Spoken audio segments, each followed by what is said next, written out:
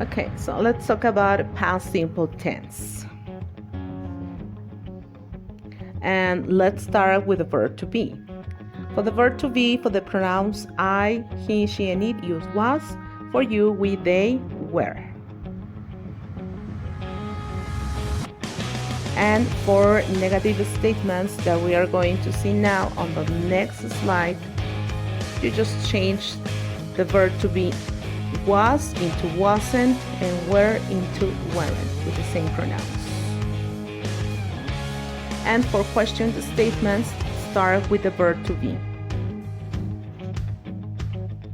Now, here we have some examples of all. Affirmative, negative, interrogative, and here you can see that you can use WH questions too.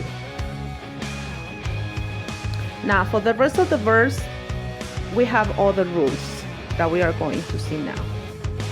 But the basic rule is just add D to the verb. So you start by the subject, we call V2 to the verb in past, and then the object.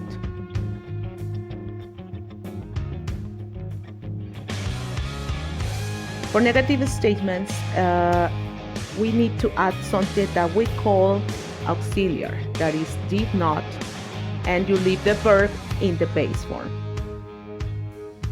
That is called V1. Then for question sentences, you start with the auxiliary did plus subject plus the V1. So that means you don't change the verb. But the rules for the change of the verb are the next. For the verbs that ends with E, just add D.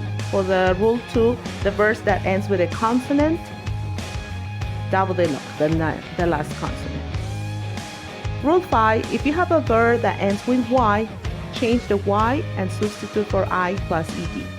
And rule 6, you just add ED. Now, the last rules, they don't apply to irregular verbs. Now, let's see the uses of the past simple tense. The first is to complete actions in the past. For example, I saw a movie yesterday. Also, for a series of complete actions. For example, I finished work, went home, had a shower, and went to bed early. Use past simple tense for single duration. For example, I lived in Istanbul for 5 years, from 1990 to 1995. That means that I don't live there anymore. You can also use before and after. For example, I ate a sandwich before I went to school.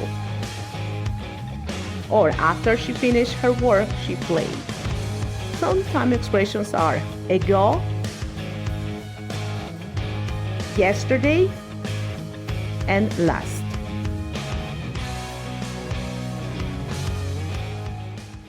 Created using Powtoon.